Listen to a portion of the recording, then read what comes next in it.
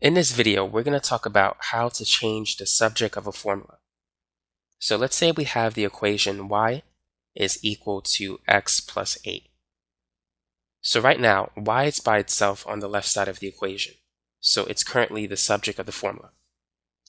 How can we make the subject x? How can we rearrange the equation and get x by itself? So how can we solve for the variable x? What do you think we need to do? First, we need to subtract both sides by 8. Or you could just move the 8 to the other side. But if you want to show your work, you can do it like this. So right now we have y minus 8 is equal to x. So now that we have x by itself, we're done. So the answer is just x is equal to y minus 8. Now let's try another similar example, but a little bit different. So once again, make x the subject of the formula. Solve for x. Let's begin by adding x to both sides. So right now I have x plus y is equal to 3. Our next step is you can subtract both sides by y, or just move it from the left side to the right side. On the left side, it's positive y, but on the right side, it's going to be negative y. So this is going to be x is equal to 3 minus y. And so this is the answer for the second example. Now let's try another example. V is equal to IR. This is associated with Ohm's law. Voltage is equal to current multiplied by resistance. How can we solve for the current? How can we make I the subject in this equation? Go ahead and try this problem. In order to get I by itself, we need to divide both sides by R. R divided by R is 1. So thus we have the current, represented by this symbol I, is equal to the voltage divided by the resistance. So this is the answer for the third example. Here's another example. Density is the ratio of mass and volume. Go ahead and make V the subject of the formula. So what do you think is the first thing that we need to do for this problem?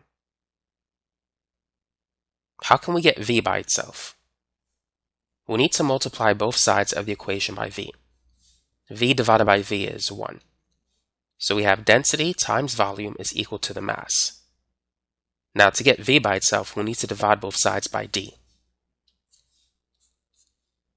So the volume is the mass divided by the density. So this right here is the answer. Let's say that y is equal to 2 over 5 times x. Go ahead and make x the subject of the formula. So what do you think we should do in this particular example?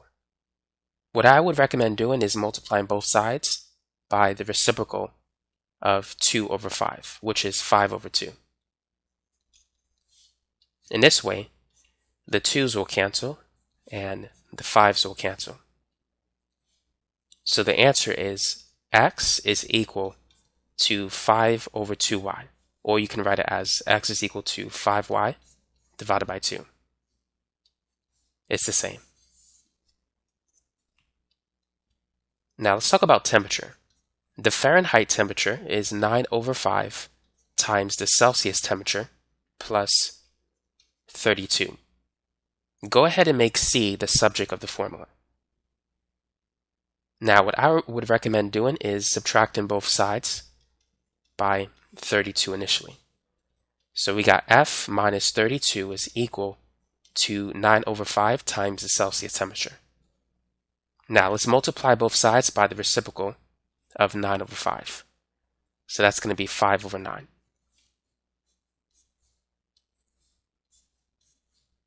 So we're going to have the Celsius temperature is 5 over 9 times the Fahrenheit temperature minus 32. So this is the answer. Here's another one. The kinetic energy of a moving object is equal to 1/2 times the mass of the moving object times the square of the speed of the moving object. So let's make v the subject of the formula. Go ahead and try it. So first I would try to get rid of the fraction. I would multiply both sides by 2. Let me just put a line to separate v. So 1/2 times 2 is 1. So right now we have 2 times the kinetic energy is equal to the mass times the square of the speed. The next thing is to separate m from v squared. So we need to divide both sides by m. So at this point, I'm going to reverse it. We have v squared is equal to 2ke divided by m. Now, how do we go from v squared to v? What do you think we need to do? We need to take the square root of v squared, which will give us v. So we need to take the square root of both sides. So the speed is going to be the square root of 2 times the kinetic energy divided by the mass. So this right here is the answer. Now, try this one. The acceleration of a particle is the change in velocity divided by the change in time, where Vf is the final velocity, Vo is the initial velocity, A is acceleration, T is time. So in this particular example, make the final velocity the subject of the formula. So first we're going to multiply both sides by t, just to get rid of the fraction. So AT is equal to Vf minus Vo. The last thing we need to do is add Vo to both sides. So Vo plus AT is equal to Vf. So this right here is the answer. Now let's try some harder examples. Let's say we have x minus b divided by 4 is equal to x minus a divided by 5. Go ahead and make x the subject of the formula. Now, whenever you have two fractions separated by an equal sign, what you want to do is you want to cross multiply. So this is going to be 4 times x minus a, and that is going to equal 5 times x minus b. So now that we have parentheses in this equation, we need to distribute. So 4 times x is 4x, and then it's going to be negative 4a, and that's going to equal 5 times x, and then 5 times negative b. Now we're trying to get x by itself, and we have it on both sides of the equation. So what we're going to do is we're going to subtract both sides by 4x. This will get rid of the x variable on the left, but we're going to have one on the right side. And then we're going to add 5b to both sides. Now we can't add 4a and 5b because they're not like terms. So I'm going to write it as 5b minus 4a. 5x minus 4x is 1x, which is simply x. So this right here is the answer. X is the difference between 5b and 4a. Now for those of you who haven't watched my videos, if you like them, and if you haven't done so already, feel free to subscribe to this channel. Also, when you get a chance, you can check out this website. I'm going to post some links, and you can get access to a lot of my playlists like physics, chemistry, algebra. You can find all of that on this website, especially for those of you who might be studying for, let's say, a physics exam or a chemistry final exam. I'm going to post some links at this website where you can find help for those things. So let's get back to the video. Here's another challenge problem. Let's say that r is equal to 3x plus 4 over 5x minus 7. Go ahead and try that one. Now, one thing I would recommend doing is multiplying both sides by 5x minus 7.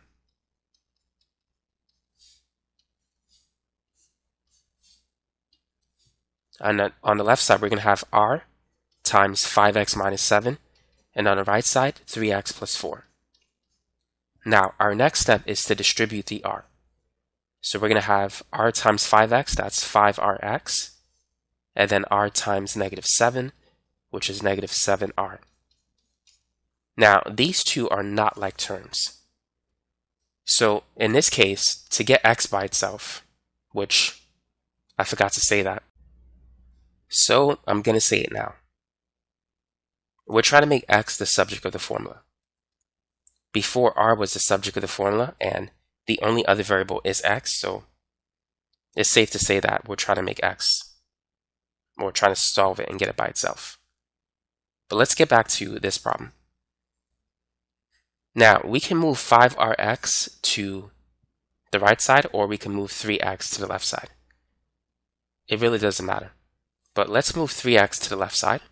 So we're going to have 5rx minus 3x. Just remember, as you move it from the right side to the left side, the sign will change from positive to negative. And let's take a negative 7r, move it to the other side, where it's going to become positive 7r. So we have positive 7r plus 4. So now that we have these two x variables next to each other, what do you think we need to do next?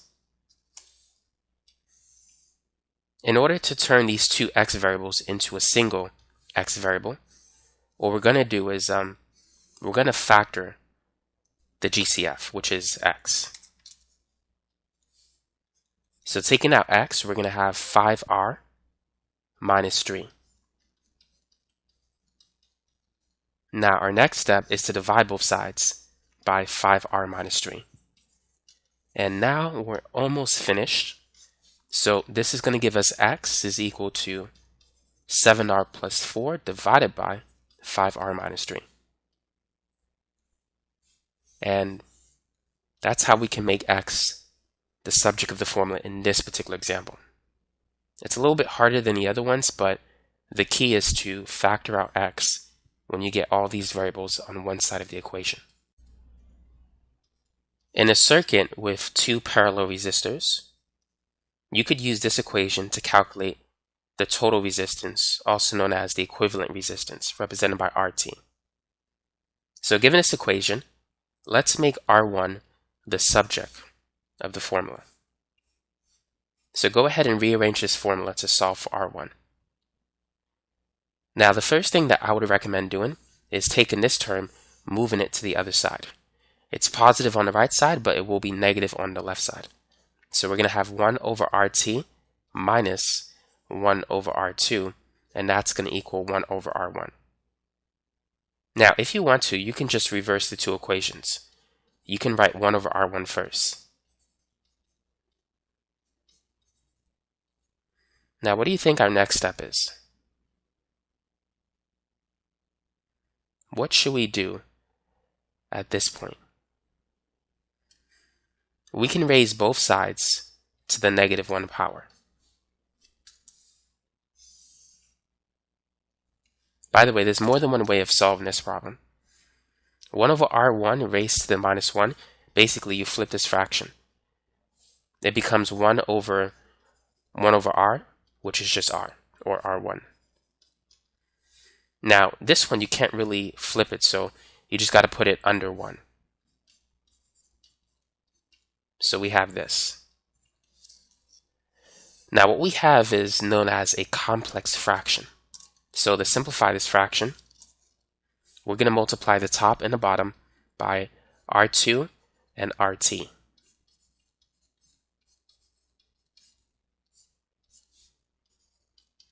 So at the top, we have R2 times RT, and on the bottom, 1 over RT times this. The RT values will cancel, giving us R2. 1 over R2 times R2 times RT. R2 will cancel, giving us RT. So this right here is the answer. Now, I'm going to show you another way in which you can get the same answer. So let's go back to the original equation. And we're going to make R1 the subject again. Now, at this point, what you could do is multiply all three fractions by R1, R2, and RT. Once we multiply this fraction by these three things, RT will cancel, giving us R1 times R2. Now, this fraction times this, R1 will cancel, leaving behind R2 times RT. And then multiplying 1 over R2 times this, R2 will cancel, giving us R1 times RT. Now, we need to get R1 by itself. All of the terms with R1, we want to move it to one side of the equation. So R1, RT, I'm going to move it to the left side, where it's going to become negative. So I have R1, R2 minus R1, RT is equal to R2, RT. So now I have two R1s. I want to just get one of them, so I need to factor. If I factor out R1, I'm going to get R2 minus RT is equal to this. And then I could divide both sides by R2 minus RT, giving me the same answer. So the final answer for this problem is R1 is equal to R2 times RT divided by R2 minus RT. So those are the two main ways in which you can do this particular problem. Now let's add some square roots into the mix. So this is the formula for a satellite orbiting a planet. V represents the velocity or the speed of the satellite, just the magnitude only. The magnitude of velocity is speed. G is a constant, M is the mass of the planet, and R is basically the orbital radius. It's the distance between the satellite and the center of the planet. But in this particular problem, what we need to know is what we're solving for. So let's solve for M. Let's rearrange it to get M by itself. Now the first thing we should do is, what do you think we should do? What's the first step? What I would recommend doing is getting rid of the square root symbol. And to do that, you need to square both sides of the equation. So we're going to have V squared is equal to GM divided by R. Now the next step is to multiply both sides by R to get rid of the fraction. And so now we have GM is equal to R V squared. And as you can see, I reversed the equation, which you can do. Dividing both sides by G, we can isolate the variable M. So M is going to be R V squared divided by G. And that's it for this problem. Number 13. The period of a pendulum is 2 pi times the square root of L over G. Let's make a G the subject of the formula. Now, you can square both sides now, or you can square it later. It doesn't matter. What I'm going to do first is I'm going to divide both sides by 2 pi. So I have T divided by 2 pi is equal to the square root of L over G. So now at this point, I'm going to take the square of both sides. So I have T squared divided by 2 squared is 4, and then we need to square the pi as well. On the right side, we can get rid of the square root symbol. So it's just L over G. Now we're trying to get G by itself. So what do you recommend that we should do? We do have two fractions separated by an equal sign, so we can cross multiply. So let's go ahead and do that. So this is going to be G times T squared, and that's going to equal 4 pi squared times L. Next, let's divide both sides by T squared.